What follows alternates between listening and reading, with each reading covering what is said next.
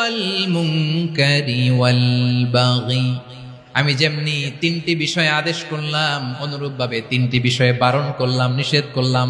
আমার 1 নাম্বার নিষেধাজ্ঞা হলো অশ্লীলতার প্রতি। ফাহশা ওয়া ইয়ানহা আনিল ফাহশা। আল্লাহ তাআলা অশ্লীলতাকে নিষেধ করেছেন। কোন জিনিসকে? সবাই বলুন, কোন জিনিসকে?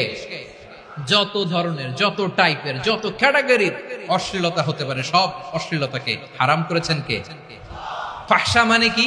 কথায়, কাজে, আচরণে, কমেন্ট, ফেসবুকের কমেন্টসে যত ধরনের নোংরামো আছে, যত ধরনের অশ্লীলতা আছে, এটাকে আরবিতে বলে ফাহশা।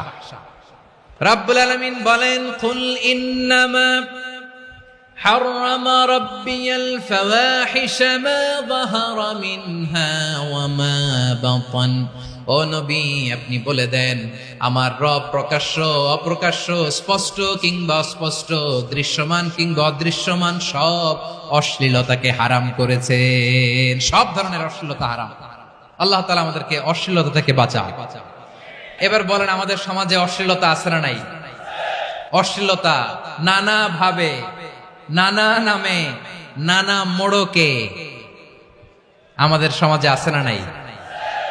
সংস্কৃতির নামে, ফ্যাশনের নামে, বিনোদনের নামে, উপন্যাসের নামে, কনসার্টের নামে অশ্লীলতা আছে না নাই? আপনি দেখেছেন কনসার্টগুলোর অবস্থা? আমাদের তরুণ তরুণীরা, আমাদের যুবক যুবতীরা, আমাদের জেনজিরা, কি অবস্থা ওইখানে? কনসার্টের নামে অশ্লীলতা আছে না নাই? ছেলে মেয়ে একে অপরকে জড়ায় ধরতেছে, একে অপরকে চুমু খাচ্ছে, প্রকাশ্যে, দিবালোকে, গণমানুষের সামনে। আল্লাহ তাআলা এই অশ্লীলতা থেকে আমাদেরকে বেঁচে থাকতে বলেছেন। রূপালী জগতের নামে অশ্লীলতা আছে না নাই? এই টার্মটা আপনারা জানেন না? রূপালী জগৎ কি জগৎ? আসলে কি রূপালী জগৎ না অন্ধকার জগৎ? আমার বোনেরা, আপনাদেরকে যে কি বলে তারা বুঝায়, রূপালী জগৎ শুনেই আপনি ভরকে যাবেন না। রূপালী জগতে যে নারী যত বেশি উলঙ্গ, সে নাকি তত বেশি সাহসী। জানেন? বলে এটা একটা সাহসী নারী, খুব সাহসী পদক্ষেপ তার। যত বেশি শরীর থেকে কাপড় নামাতে পারবে, যত বেশি বস্ত্রহীন হয়ে নিজেকে প্রেজেন্ট করতে পারবে, সে নাকি তত বেশি সাহসী। আমার চট্টলার ভাইয়েরা, শয়তানের প্রথমে এজেন্ডা ছিল বনি আদমকে বস্ত্রহীন করা। সে আদম এবং হাওয়া আলাইহিস সালামকে নিষিদ্ধ গাছের ফল খাইয়ে তাদেরকে বস্ত্রহীন করেছে। এই জামিনেও সে আমাদেরকে বস্ত্রহীন করতে চাইবে। এই রূপালী জগতের নামে তারা এটা করে। আমার প্রিয় বোনেরা, আপনি জানেন না আপনার দাম কত? ওরা আপনাদেরকে বিজ্ঞাপনের সস্তা পণ্য বানাতে চায়। ওরা আপনাদেরকে ওদের ভোগের লিপসার টুলস বানাতে চায়। ওরা আপনাদেরকে দিয়ে ওদের খায়েশ পূরণ করতে চায়। এটা আপনাদের জন্য মোটেও ডিগনিটি নয়, এটা আপনাদের জন্য সম্মান নয়। আপনার সম্মান শালীনতায়, আপনার সম্মান হেজাবে, আপনার সম্মান ভদ্রতায়, আপনার সম্মান আপনার ডিসেন্ট পোশাকে। পোশাক বলে দেয় এই নারীটা ভদ্র না অভদ্র। পোশাক বলে দেয় এই মেয়েটা কোন ঘরের মেয়ে। আপনি জানেন না, আপনারা সস্তা পণ্য বানায়, ভোগের পণ্য, বিলবোর্ডে আপনাকে উলঙ্গ করে উপস্থাপন করে। এই অশ্লীলতার সাথে ইসলামের কোন সম্পর্ক। এজন্য আল্লাহ বলেন, আমি অশ্লীলতাকে হারাম করেছি। অশ্লীলতাকে হারাম করার প্রথম কারণ হলো এর মাধ্যমে মানবতাকে অপমানিত করা হয়। কারণ মানুষের সম্মান মানুষের পোশাকে। মানুষ যখন পোশাকহীন হয়ে যায়, বস্ত্রহীন হয়ে যায়, তার সম্মান কমে যায়, ঠিক কিনা? অশ্লীলতাকে হারাম করার প্রথম কারণ হচ্ছে মানুষ মানুষকে অপমান করে। একটা নারী, সে তো সম্মানিত, নারী যে কত সম্মানিত নারীর এটা বুঝেই নাই। বিশ্বনবী বলেন, আর দুনিয়া কুল্লুহা মাতা ওয়া খায়রু মাতা'আদ দুনিয়া আল মারআতুস সালিহা। আমার বোনেরা, 5টা প্যান্ডেলে আপনারা এলইডিতে আমার আলোচনা শুনছেন, আমি জানি। আপনাদের এই গর্ভ যে কত দামি আপনি জানেন না। আপনার পেট থেকেই আসবে আগামী দিনের সালাহুদ্দিন আল আইয়ুবী। আপনার পেট থেকেই আসবে অনাগত দিনের ইমাম মাহদী আল মুনতাযর। আপনার পেট থেকেই আসবে অনাগত দিনের ফয়সাল, ওয়াসিম, মুগ্ধ, আবু সাইদের মতো বীর যোদ্ধা। আমার প্রিয় বোনেরা, আমার প্রিয় বোনেরা, বিশ্বনবীর কথার ওজন খেয়াল করেন। আর দুনিয়া কুল্লুহা মাতা ওয়া খায়রু মাতা'আদ দুনিয়াল মারআতুস সালিহা। দুনিয়ার সবকিছুই অ্যাসেট, এর মধ্যে সবচেয়ে দামি অ্যাসেট নেককার নারী। আপনার গর্ভ যে কত দামি আপনি জানেন না। নিজের সময়টাকে কাজে লাগান, কোরআন পড়েন, সুন্নাহ পড়েন। আপনার অনেক দায়িত্ব ঘরে। You are the MD of your family. একটা family it's a very big institution. পরিবার একটা অনেক বড় প্রতিষ্ঠান। And you are the MD of your institution. আপনি এই পরিবারের MD, managing director of your family. এখানে আপনার কত দায়িত্ব। আপনি ছেলে মেয়েদেরকে তারবিয়া করবেন, আপনি আপনার স্বামীর জন্য ঘরটারে জান্নাতের নীর বানাবেন, আপনার জন্য জান্নাতের ডুপ্লেক্স বাড়ি ওইখানে তৈরি করে রাখবে কে? আপনি যে কত দামি আপনি জানেন না। নারীদেরকে আল্লাহ বানিয়েছেন উচ্চতর করে, নিম্নতর নয়। নারীদেরকে ছোট্ট জিনিস দিলে এটারে বড় করে দেয়। নারীদেরকে ভ্রূণ দিলে, শুক্রাণু দিলে নারী এটারে বাচ্চা হিসেবে উপহার দেয়, ঠিক কিনা?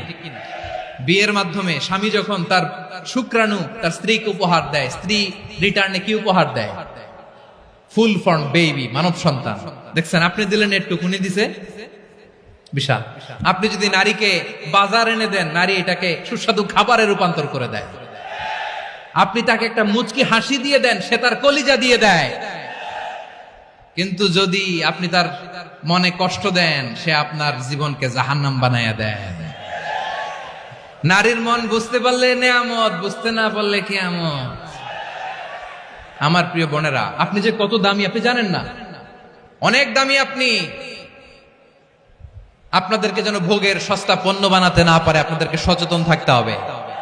তাহলে কেন আল্লাহ তাআলা এই ফাহশা, অশ্লীলতাকে হারাম করলেন? 1 নাম্বার, এতে হিউম্যান ডিগনিটি কমে।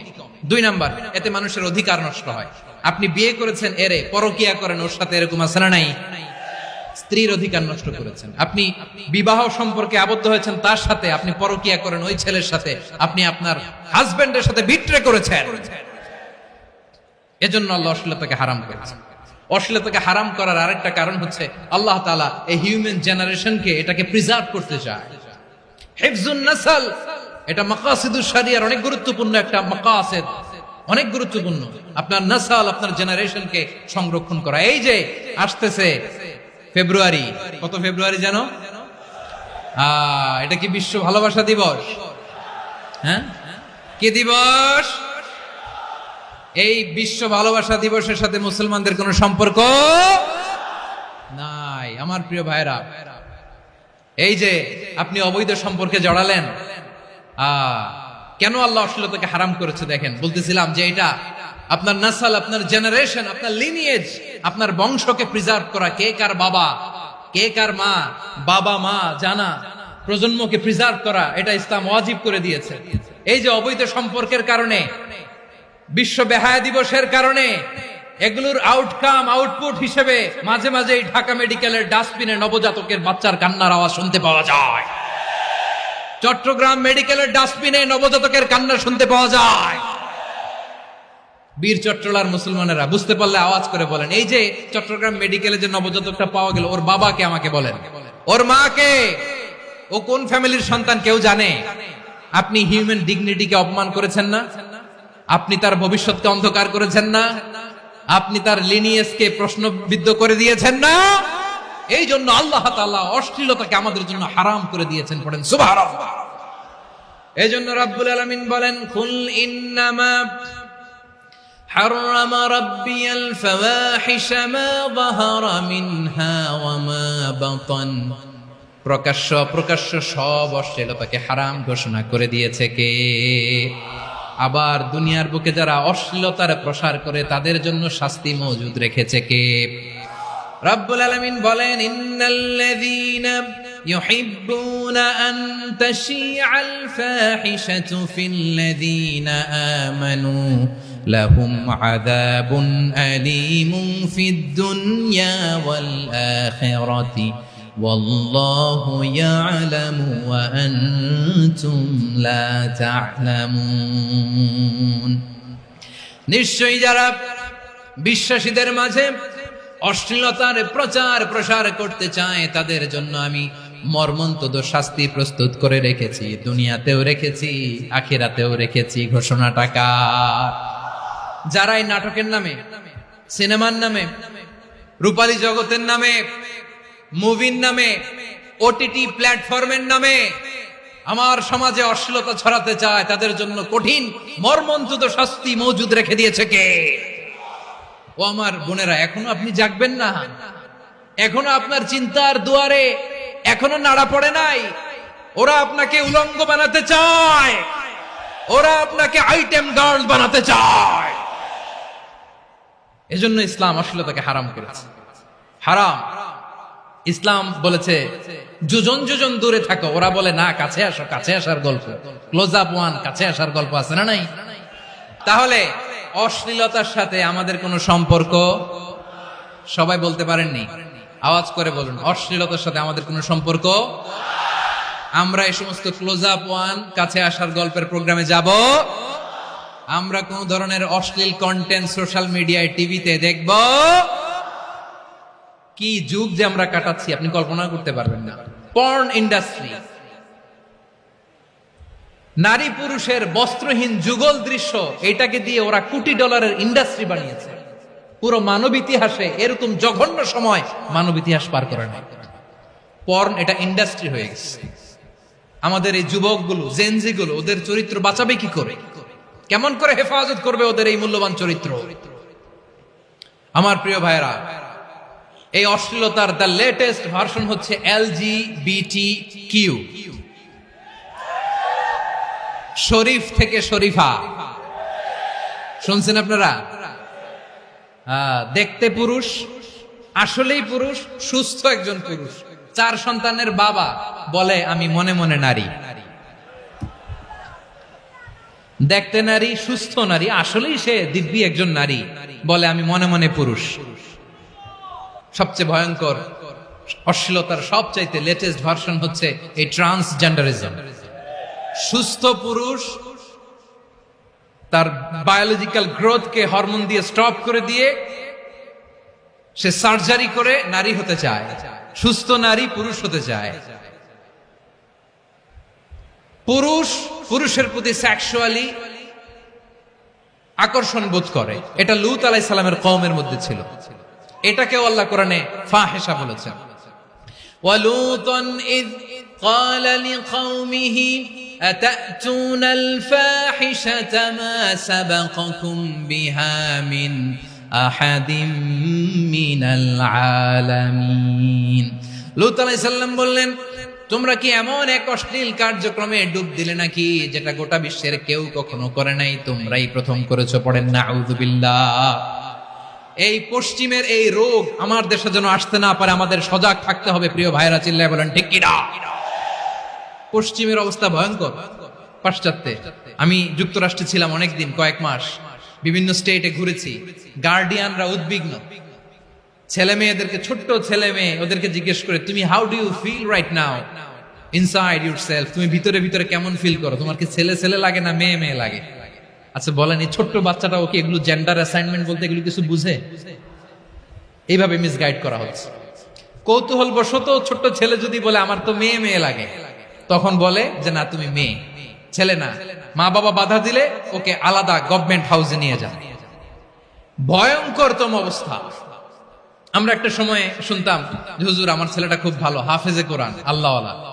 হুজুর আমার ছেলে দাড়ি রাখছে, আল্লাহওয়ালা। হুজুর আমার ছেলে 5 ওয়াক্ত সালাত জামাতের সাথে পড়ে, তার মানে আল্লাহওয়ালা। পশ্চিমে যে আমি কি শুনছি জানেন? ওরা বলে হুজুর আমার ছেলেটা ইউনিভার্সিটির একটা মেয়ের সাথে প্রেম করে, ও খুব আল্লাহওয়ালা, হুজুর দোয়া করবেন। এর কারণ ওদের কাছে আল্লাহওয়ালার ক্রাইটেরিয়া হচ্ছে হুজুর আমার ছেলেটা আরেক ছেলের পছন্দ করে নাই, আমার মেয়েটা আরেক মেয়েকে ভালোবাসে নাই, এজন্য আমার ছেলেটা আল্লাহওয়ালা, হুজুর ওর জন্য একটু দোয়া করে দিয়ে। কি চ্যালেঞ্জ ওরা ফেস করতেছে। ওনার ছেলে যে আরেক ছেলেরে বিয়ে করবে না, এটাতেই উনি খুশি যে আলহামদুলিল্লাহ আমার ছেলেটা একটা মেয়েরে ভালোবাসে, আমার মেয়েটা একটা ছেলেরে ভালোবাসে, মানে এটা খুব আল্লাহওয়ালা।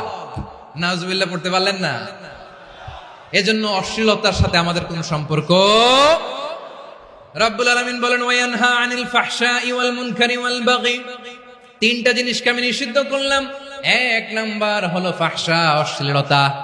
2 নম্বরে হলো মুনকার, সমস্ত মন্দ কাজ। মুনকার মানে হচ্ছে যত মন্দ কাজ, খারাপ কাজ, বাজে কাজ, এটার বলে মুনকার। এটার কি বলে? আপনারা পড়ছেন না, তা'মুরুনা বিল মা'রুফি ওয়া তানহাউনা আনিল মুনকার। সৎ কাজের আদেশ, অসৎ কাজের নিষেধ। মুনকার, মুনকার হচ্ছে মানুষের স্বাভাবিক বিবেকবোধ যেটাকে খারাপ বলে, ওইটাই মুনকার। পৃথিবীর সব আসমানি গ্রন্থ যেটাকে খারাপ বলেছে, মানুষের স্বাভাবিক বিবেকবোধ যেটাকে খারাপ বলেছে, এগুলো সব মুনকার। যেমন ইফতিজিং, এটা কি ভালো না খারাপ?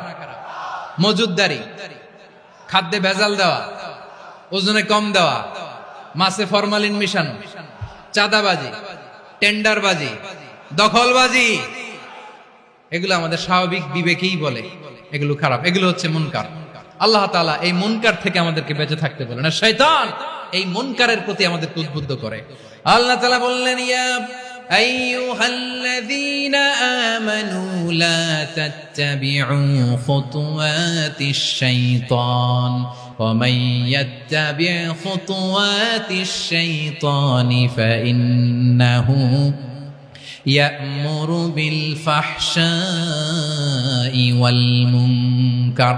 আল্লাহ বললেন, আমার গোলামেরা শোনো শোনো, ও আমার বিশ্বাসী বান্দারা খবরদার, তোমরা কশিনকালেও শয়তানের পদাঙ্ক অনুসরণ করবে না, কারণ শয়তান তোমাদেরকে অশ্লীলতা এবং মন্দ কাজের দিকে উদ্বুদ্ধ করে। আমাদের কাজ হচ্ছে শয়তান আমাদেরকে যেদিকে নিতে চায় আমরা তার উল্টা দিকে যাব। শয়তান এই মন্দ কাজকে আমাদের কাছে বিউটিফাই করে, চাকচিক্যময় করে আমাদের সামনে উপস্থাপন করে। এজন্য আল্লাহ বলেন, মুনকারকে থামাতে হবে, মুনকার প্রতিরোধ করতে হবে। মুনকার প্রতিরোধের দায়িত্ব শুধু আমাদের নাকি? শুধু আপনার খতিব সাহেবের, ইমাম সাহেবের, নাকি মুসলিম উম্মার সবার? আওয়াজ করে বলুন, মুনকার অসৎ কাজ প্রতিরোধের দায়িত্ব কার? রাব্বুল আলামিন বলেন, কুনতুম খায়রা উম্মাতিন উখরিজাত লিন-নাসি তা'মুরুনা বিল মা'রুফি ওয়া তানহাউনা আনিল মুনকার। তোমাদেরকে শ্রেষ্ঠ জাতি করে জমিনের মধ্যে আবির্ভূত করা হয়েছে, যাতে করে তোমরা জমিনের ভেতরে সৎ কাজের আদেশ করতে পারো আর অসৎ কাজের নিষেধ করতে পারো। উম্মাহ, কুনতুম খায়রা, তাহলে গোটা উম্মার দায়িত্ব, এটা বুঝতে পারছেন তো? আচ্ছা, আরো নিচে আসেন। এরপরে আল্লাহ বললেন, শুধু উম্মাহ না, এই জমিনের রাজত্ব আমি যাদের হাতে দেই, এই জমিনের মালিক আমি যাদেরকে বানিয়ে দেই, যাদেরকে আমি সরকারের দায়িত্ব দেই, তাদেরকেও মুনকার প্রতিরোধের দায়িত্ব দিয়েছে কে? আল্লাহ বলেন, যারা ক্ষমতার মসনদে বসেছে তাদেরকে 4 দফা কর্মসূচি আমি আল্লাহ দিলাম। আওয়াজ করে বলেন, কয় দফা?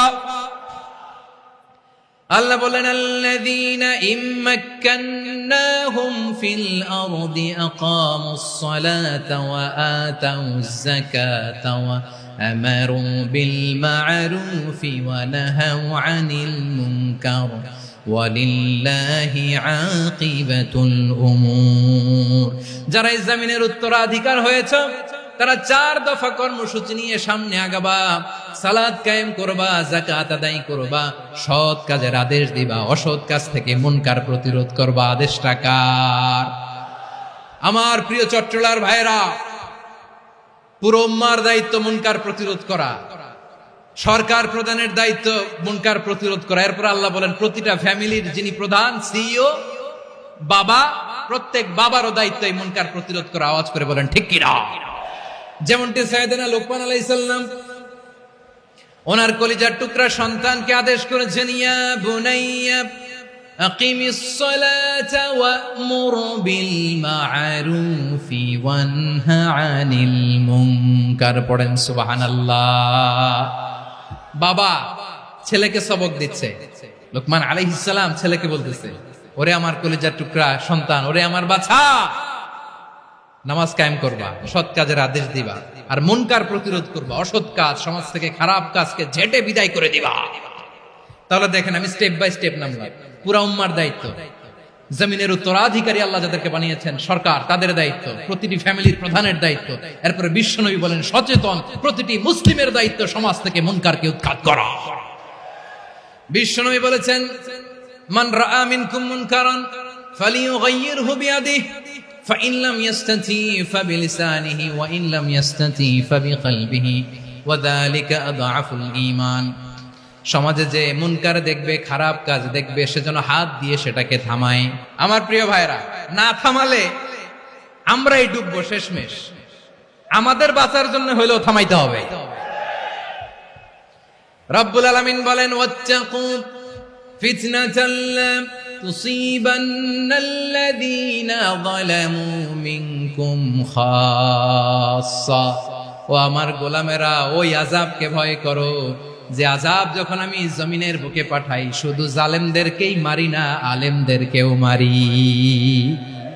আযাব যখন আসে তখন শুধু জালিমই মরে না, আলেমও মরে। জানেন, মুসা আলাইহিস সালামের পায়ে একবার লাল পিঁপড়া, তো উনি রেগে মেগে পাশি দেখে লাল পিঁপড়ার বাসা, পা দিয়ে ডলে মুছে সবগুলো পিঁপড়া মেরে ফেলছে। এই ঘটনাটা আল্লাহ ঘটিয়েছেন এজন্য। মুসা আলাইহিস সালাম ছিলেন কালিমুল্লাহ, সরাসরি আল্লাহর সাথে কথা বলতেন। তিনি আল্লাহকে জিজ্ঞেস করেছিলেন, আল্লাহ তুমি যখন কোন জনপদে আযাব পাঠাও, শাস্তি দাও, ওখানকার শুধু জালেমরাই তো মরে না, ভালো মানুষগুলাও মরে, তো আযাব দিবা মুশরিকদের উপর দিবা, অবাধ্যদের উপর দিবা, ভালো মানুষগুলারে মারো কেন? আল্লাহ বললেন, মুসা তোমার যে কামড় দিছিল পায়ের মধ্যে পিঁপড়া, কয়টা পিঁপড়া? একটা পিঁপড়া, তো সবগুলারে মারলা কেন? রেগে মেগে পুরো পিঁপড়ার বাসা ভেঙে মেসাকার করলা কেন? আমি যখন অ্যাকশনে যাই, আমি যখন শাস্তি দেই, তখন এত বাস বিচার করা হয় না, বাস বিচার করা যায় না। যখন অ্যাকশনে যাওয়া হয়, ওইটা ডাইরেক্ট অ্যাকশন হয়ে যায়। চিল্লায় বলো ঠিক কি না? এজন্য আমাদের বাঁচার জন্য হলেও এই পাপ থামাতে হবে, এই শয়তানের অট্টহাসি থামাতে হবে, অন্যায় অপরাধ সমাজ থেকে আমাদের থামাতে হবে। কারণ আযাব আসলে ওরাও মরবে, আমরাও মরব। একটা জাহাজ 2 তলা, আপনি আছেন 2য় তলায়, নিচের তলার কিছু লোক জাহাজের তলা ছিদ্র করতে আরম্ভ করছে। কি ছিদ্র করতেছে? আচ্ছা, জাহাজের তলা ছিদ্র করলে তলা দিয়ে কি ঢুকে? এখন আপনি যদি বলেন আমার কি, আমি তো 2 তলায়, আমি তো ভালো আছি, ওরা ছিদ্র করে ওরা মরবে। আসলে কি শুধু ওরা মরবে? তলা দিয়ে যখন পানি ঢুকবে, জাহাজ ঢুকলে আপনিও মরবেন। এজন্য নিজে মরার আগে ওই পাগলগুলার নিচতলায় যে থামাতে হবে। চিল্লায় বলেন ঠিক কি না? এজন্য আল্লাহ বললেন, মুনকার প্রতিরোধের দায়িত্ব সমাজের টপ টু বটম সবার। এজন্য মুনকার প্রতিরোধ করার দরকার আছে না নাই? সমাজে এই যে ইফটিজিং হয়, আপনার বোনের বয়সী একটা মেয়েকে কিছু বখাটে টিটকারি করে, এই বলে সেই বলে, নোংরা কথা বলে, রাস্তায় দেখেও আপনি পাশ দিয়ে না দেখার মতো চলে যান কেন? আপনি দাঁড়ান না কেন? আপনি দাঁড়ালেই তো থেমে যাবে, কারণ সত্যের যে শক্তি, তার সামনে মিথ্যা মুখ থুবড়ে পড়ে।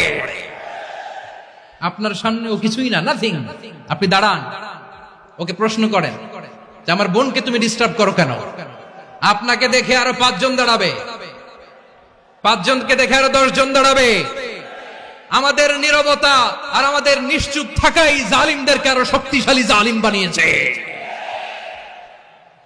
এজন্য মুনকার প্রতিরোধের দায়িত্ব আমাদের সবার। টেন্ডারবাজি, চাঁদাবাজি, দুর্নীতি, অপরাধ, দখলদারিত্ব, মজুদদারি, এগুলো সবকিছু একসাথে প্রতিরোধ করতে হবে। ঠিক কিনা বলেন? একটা মানবিক সমাজ যদি চাই, প্রতিরোধ করতে হবে। প্রিয় ভাইয়েরা, আল্লাহর শপথ নিয়ে বলি, এই নাসিহাত গুলো সবার জন্য, সব দলের জন্য, সব মতের মানুষের জন্য। আমরা কোন দলের প্রতি মানুষকে ডাকি না, আমরা ডাকি ইসলামের দিকে। সব দলের, সব মতের, সব মানুষদেরকে আমরা আহ্বান জানাই, আসুন আমরা একটা সুন্দর সমাজ বিনির্মাণ করি। এই যে নতুন বাংলাদেশের এক সুযোগ এসেছে, আর জীবনে হয়তো আসবে না, সামনের 100 বছর এই সময় আসবে না।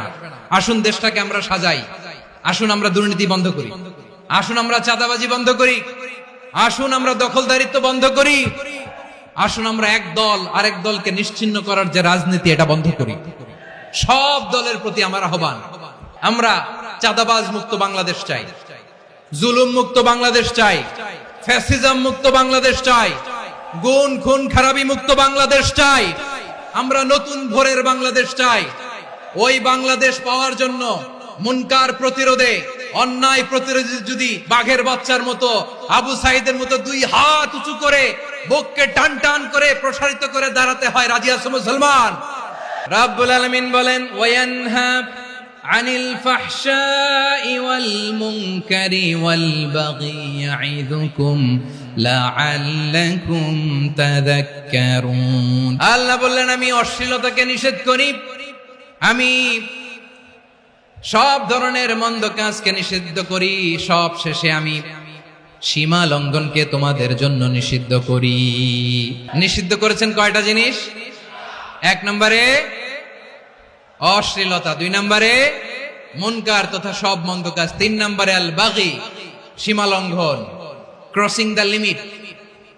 সীমা লঙ্ঘন করা ভালো না। We all should know our limits. চিল্লায় বলেন ঠিক কিনা?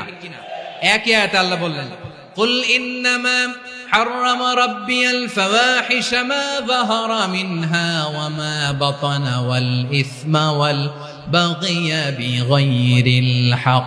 অন্যায় ভাবে যে অবাধ্য হয়, যে সীমা লঙ্ঘন করে, তাদেরকেও আমি এটা হারাম করে দিলাম। সীমা লঙ্ঘন করা হারাম। আল্লাহ বারবার আমাদেরকে ওয়ার্নিং দেয়। যখন আমরা থামি না তখন আল্লাহ ধরে, আর যখন ধরে তখন ছাড়ে না। ধরে না, ধরলে আল্লাহ ফেরাউনকে কিন্তু হুট করে ধরে নাই। আপনারা জানেন 9 বার ওয়ার্নিং দিয়েছে ফেরাউনকে। আল্লাহ তাআলা ওয়ার্নিং দিয়েছিল কয়বার? রব্বুল আলামিন বলেন, ওয়ালাকাদ আতাইনা মূসা 9 আয়াতিন বাইয়িনাত। 9টা মুআজিজা দেখিয়েছি। 1 2 3 বারবার এইভাবে রিমাইন্ডার, ওইভাবে রিমাইন্ডার, এইভাবে নসিহত, ওইভাবে দাওয়া। ফাকুলা লাহু কাওলান লাইয়িনা, নরম করে বলো, সফট করে বলো। যত ওয়ে হতে পারে দাওয়া মেথডোলজি মুসা আলাইহিস সালামের সব অ্যাপ্লাই শেষ। 10ম বারে যে আল্লাহ ধরছে, 10ম বারে যে ধরেছে। এজন্য আল্লাহ বলেন, আমি সীমা লঙ্ঘনকে পছন্দ করি না। কোরআনের অন্য আয়াতে বাগীকে বলা হয়েছে আল ইতিদা। সীমা লঙ্ঘন যারা করে তাদেরকে আল্লাহ বলেছেন মুতাদিন। وقاتلوا في سبيل الله الذين يقاتلونكم ولا تعتدوا إن الله لا يحب المعتدين। আমি সীমা লঙ্ঘনকারীদেরকে কোশ্চিন কালেও পছন্দ করি না। আমরা যেন সীমা লঙ্ঘন না করি। রাজি আছেন তো? যে কোনো ক্ষেত্রে ইবাদতে যেন সীমা লঙ্ঘন না করি। অনেকে আমরা ইবাদতে সীমা লঙ্ঘন করে ফেলি। বিশ্বনবী সাল্লাল্লাহু আলাইহি ওয়াসাল্লাম যেটা শিখিয়েছেন এর বাইরে যে অতিরিক্ত বুজুর্গ হতে চায়, এরকম আছে না নাই? কোন ক্ষেত্রেই সীমা লঙ্ঘন করা যাবে, এমনকি যুদ্ধ ক্ষেত্রেও না। বিশ্বনবী সাল্লাল্লাহু আলাইহি ওয়াসাল্লাম বলেন, খবরদার যুদ্ধ ক্ষেত্রেও সীমা লঙ্ঘন করো না। কি সুন্দর ইসলাম আমরা পেয়েছি। বিশ্বনবী বলেন, খবরদার যুদ্ধের ময়দানে কোনো নারীর গায়ে হাত তোলো না, কোনো শিশুর গায়ে হাত তোলো না, কোনো গবাদি পশু হত্যা করো না, কোন শস্য ক্ষেত্র ধ্বংস করো না, ইবাদতরত অন্য ধর্মের কোন সন্ন্যাসীর গায়ে হাত তুলো না। বলেন সুবহানাল্লাহ। তাহলে আমরা সীমা লঙ্ঘন করতে পারবো? প্রিয় ভাইরা, একটা সুখী, সমৃদ্ধ, শান্তির সমাজ, মানবিক সমাজ যদি আমরা গঠন করতে চাই, আমাদের আল্লাহর দেয়া কয়টা আদেশ মানতে হবে বলেন দেখি? আর বেঁচে থাকতে হবে কয়টা জিনিস থেকে? আল্লাহর আদেশ কি? 1 নাম্বার আদাল, ন্যায়পরায়ণতা। আমরা সুবিচার, সুশাসন, ন্যায় বিচার চাই কি চাই না? 2 নম্বরে কি ছিল? মাশাআল্লাহ, আমরা যেন সবার প্রতি দয়া পরবশ হই, ইহসান করি। 3 নম্বরে কি ছিল? নিকটাত্মীয়দের দান করা, তাদের অধিকার প্রাপ্য বুঝিয়ে দেওয়া। পাশাপাশি 3টা জিনিস থেকে আল্লাহ বারণ করেছেন, নিষেধ করেছেন। তার প্রথমটা ফাহশা, অশ্লীলতা। অশ্লীলতার সাথে আমাদের কোনো সম্পর্ক। 2 নম্বর নিষেধাজ্ঞা কি ছিল? আল মুনকার, সমাজের যত মন্দ কাজ এগুলোকে আমরা প্রতিরোধ করব। রাজি আছেন তো সবাই? 3 নম্বরে আল বাগী, সীমালঙ্ঘন। কোন মুসলিম সীমালঙ্ঘন করে না। রাব্বুল আলামিন শেষে বললেন, ইয়াইদুকুম লাআল্লাকুম তাযাক্কারুন, আল্লাহ তোমাদেরকে উপদেশ দেন যাতে তোমরা শিক্ষা গ্রহণ করো। আমরা উপদেশ দেব, আমরা জোর করে কাউরে কিছু মানাতে চাই না। লা ইকরাহা ফিদ্দিন ওয়া যাক্কির ফাইন্না যিকরা তানফাউল মুমিনিন। উপদেশ দিলে এটা মুমিনদের কাজে দেয়। লাস্তা আলাইহিম বিমুসাইতির ইন্নামা আনতা মুযাক্কির। নবী হে, আপনি রিমাইন্ডার দাতা, আপনি উপদেশ দিবেন। আমরাও বিশ্বনবীর এই হাদিসগুলো থেকে, কোরআনের আয়াত থেকে রিমাইন্ডার, এই কথামালা, বাণী বাহক হিসেবে এই বাণীগুলো আপনাদের সাথে কাছে পৌঁছে দিলাম। আমরা আল্লাহ তাআলার কাছে প্রার্থনা করি, আল্লাহ আমরা যেন আদল দিয়ে আমাদের সমাজকে গঠন করতে পারি। আল্লাহ আমরা যেন ইহসান করতে পারি, আমরা যেন নিকটাত্মীয়দের দান করতে পারি। আল্লাহ যত ধরনের অশ্লীলতা, অনাচার, মন্দ কাজ, সীমালঙ্ঘন, অবাধ্যতা থেকে যেন আমরা বেঁচে থাকতে পারি। আল্লাহ তাআলা আমাদের সবাইকে কথাগুলো বোঝার ও আমল করার তৌফিক দান করুক। কারো অধিকার যদি কেউ নষ্ট করে, ওই সমাজটা মানবিক সমাজ কোশ্চিনকালেও হতে পারে না। এজন্য 3 নম্বর আল্লাহ বললেন, ওয়া ইতা ইদিল কুরবা, নিকটাত্মীয়দেরকে দাও। কি দিবা? তাদের অধিকার দিয়ে দাও, বোনের অধিকার বুঝিয়ে দাও, মেয়ের অধিকারে বুঝিয়ে দাও, ফুফুর অধিকারে বুঝিয়ে দাও। দেখবেন অনেক মায়েরা ছেলের পাতে মুরগির রান দেয়, মেয়ের পাতে দেয় মুরগির ঠ্যাং। আমি যে টপিকটা নিয়ে আজকের ঐতিহাসিক চট্টগ্রামের প্যারেড ময়দানের তাফসিরুল কোরআন প্রোগ্রামে আলোচনা করব, সেটা হচ্ছে সূরাতু আন-নাহলের 90 নম্বর আয়াত নিয়ে কিছু কথা আমরা উপস্থাপন করবার চেষ্টা করব ইনশাআল্লাহ। এই আয়াতটা অনেক কম্প্রিহেন্সিভ একটা আয়াত। সাইয়েদনা আব্দুল্লাহ ইবনে মাসউদ রাদিয়াল্লাহু তাআলা আনহু উনি বলেছেন, ইন্নাহা মিন আজমাই আয়াতিল কুরআন, এটা কোরআনের সবচেয়ে জামে মানে আয়াত। যদিও ছোট্ট আয়াত, অল্প কিছু কথা